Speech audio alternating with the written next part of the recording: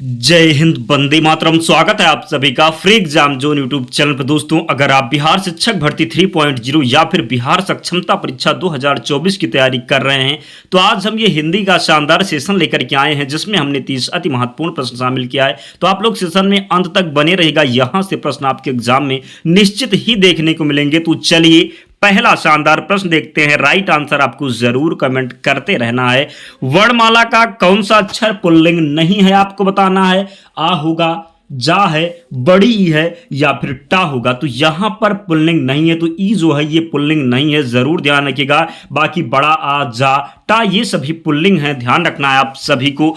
अगला प्रश्न है, संचारी भावों की संख्या कितनी होती है बताना है आपको। संचारी भावों की संख्या कितनी होती है? 40, 35, 33 या फिर 30। तो संचारी भावों की संख्या 33 होती है, जरूर ध्यान रखिएगा। तो यहां पर थर्ड ऑप्शन का चयन जिसने भी किया उसका राइट आंसर हो जाएगा।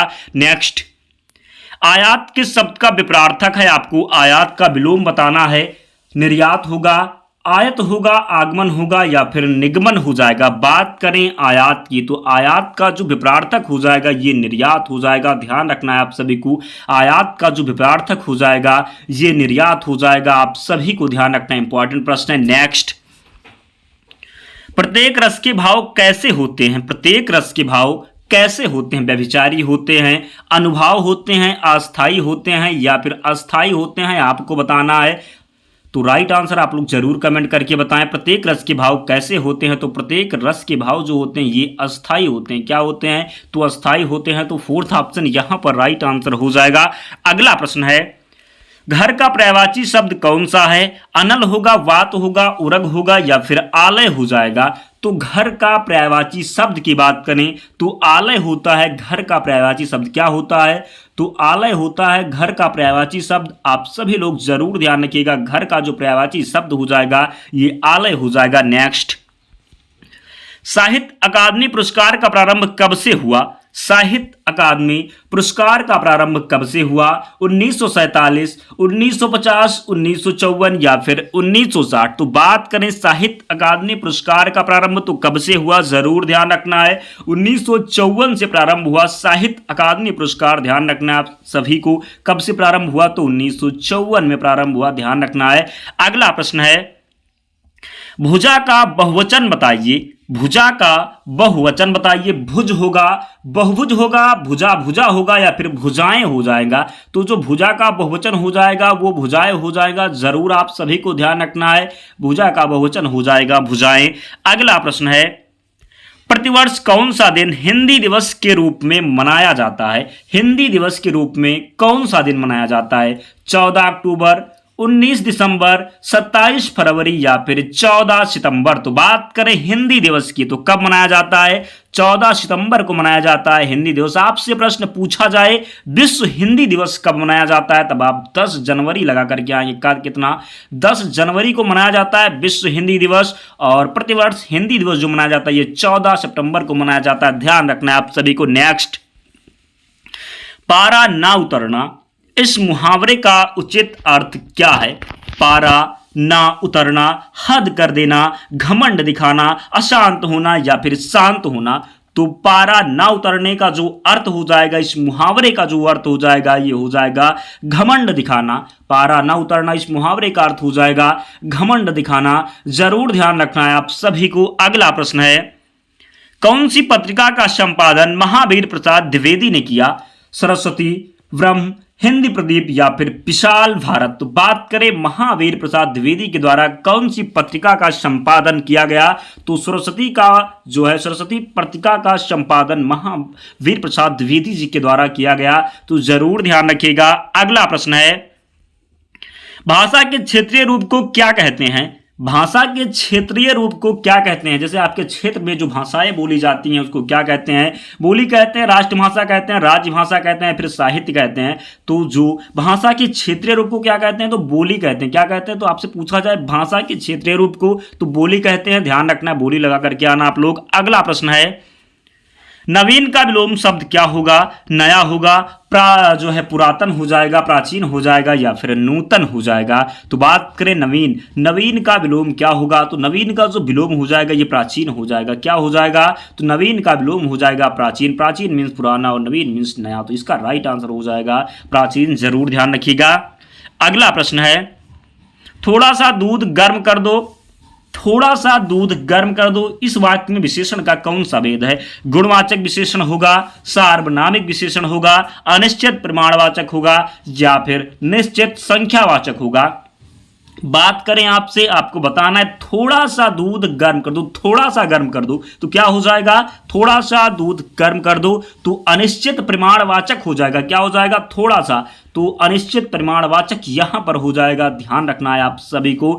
अगला प्रश्न है, धूमिल शब्द का विपरीत शब्द क्या होगा? धूमिल का आपको विपरीत शब्द बताना है। स्वच्छ दिया हुआ है, चमकीला है, धुंधला है, या फिर उज्जवल है? तो धूमिल शब्द का जो विपरीत हो जाएगा ये उज्जवल हो जाएगा। क्या हो जाएगा? उज्जवल हो जाएगा। आपको उज्जवल की वर्तनी जरूर ध्यान रखिएगा। कई बार ये प्रश्न एग्जाम में पूछा जाता है। उज्जवल में जो होता है दोनों बार आधा जे होता है। क्या होता है? आधा जे होता है। जरूर ध्यान रखना है। उज्जवल इस प्रकार लिखा जाता है, भूलना नहीं है आपको, क्योंकि प्रश्न बनेगा आपके एग्जाम में।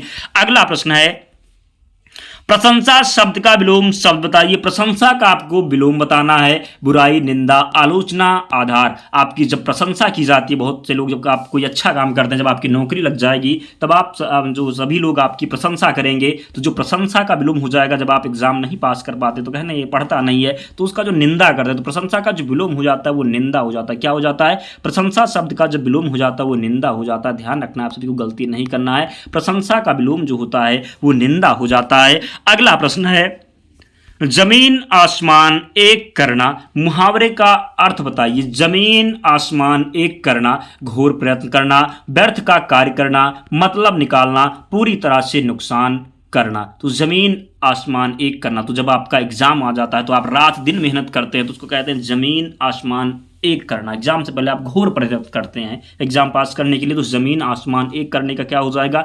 घोर प्रयत्न करना हो जाएगा। जरूर ध्यान रखिएगा, जमीन आसमान एक करना, घोर प्रयत्न करना, निश्चित ही ध्यान रखना है आपको। एग्जाम में प्रश्न देखने को मिलेगा। अगला प्रश्न है,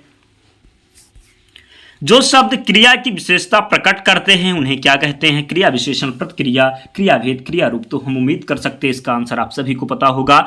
जो शब्द क्रिया की विशेषता प्रकट करते हैं उन्हें क्रिया विशेषण कहते हैं। तो फर्स्ट ऑप्शन राइट आंसर हो जाएगा।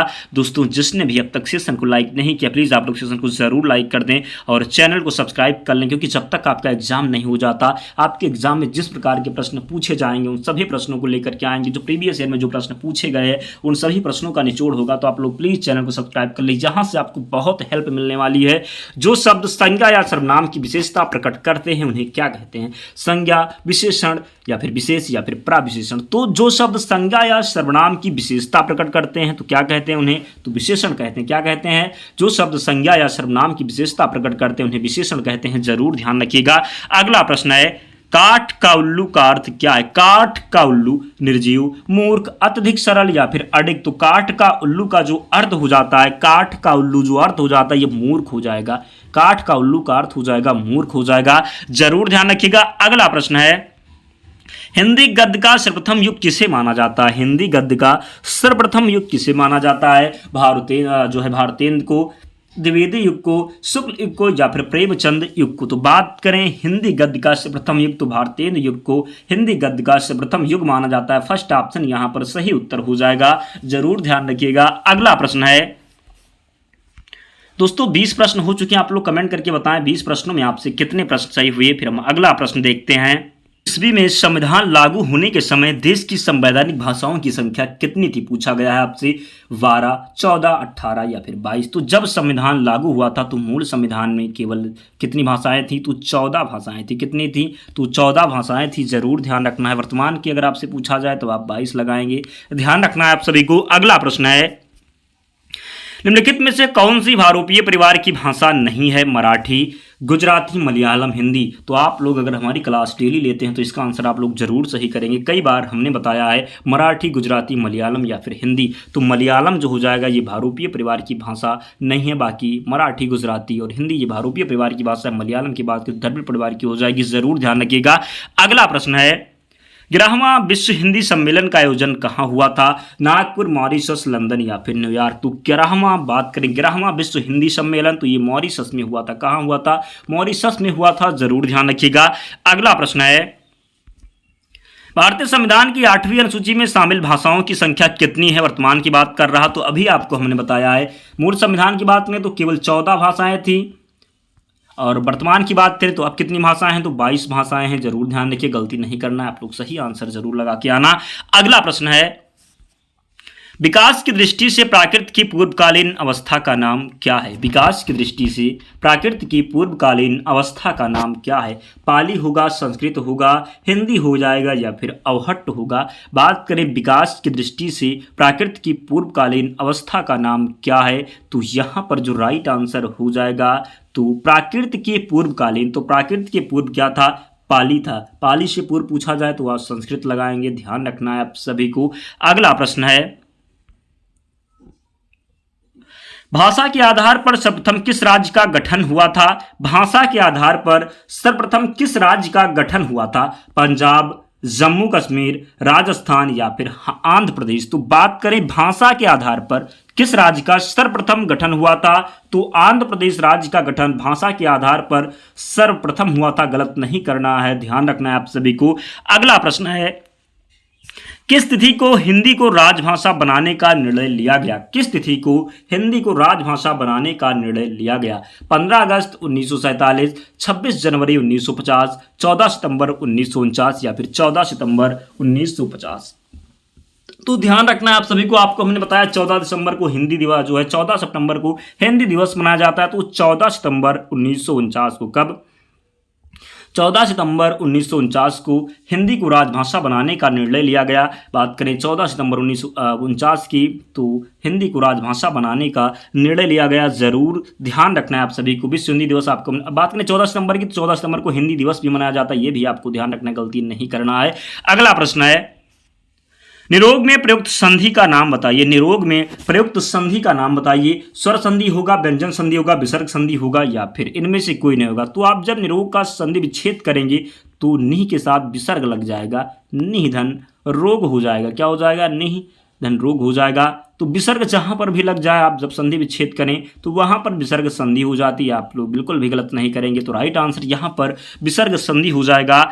निर्जन में प्रयुक्त संधि का नाम बताइए। स्वर संधि होगा, व्यंजन संधि होगा, विसर्ग संधि होगा या फिर इनमें से कोई नहीं हो जाएगा? तो बात करें निर्जन की तो निर्जन में विसर्ग संधि हो जाएगा। जरूर ध्यान रखिएगा आप सभी लोग। अगला प्रश्न है और इसका आंसर आपको कमेंट करके बताना है। हरिश्चंद्र में प्रयुक्त संधि का नाम बताइए। तो इसका आंसर हम उम्मीद करते हैं आप लोग कमेंट करके जरूर बताएंगे। स्वर संधि होगा, व्यंजन संधि होगा, विसर्ग होगा या फिर इनमें से कोई नहीं हो जाएगा? तो हरिश्चंद्र में प्रयुक्त संधि का नाम आपको कमेंट करके जरूर बताना है और कमेंट करके बताना है 30 प्रश्न में आपसे कितने प्रश्न सही हो पाए, कमेंट करके जरूर बताएं। और इसकी PDF के लिए आप टेलीग्राम चैनल से जुड़ जाना, लिंक डिस्क्रिप्शन बॉक्स में या आप टेलीग्राम पर जाकर के सर्च कर लेना फ्री एग्जाम जोन, आपको चैनल मिल जाएगा, वहां से आपको PDF मिल जाएगी। तो मिलते हैं अगले वीडियो में, तब तक पढ़ते रहिए, ध्यान रखिए अपना, स्वस्थ और सुरक्षित रहिए। जय हिंद।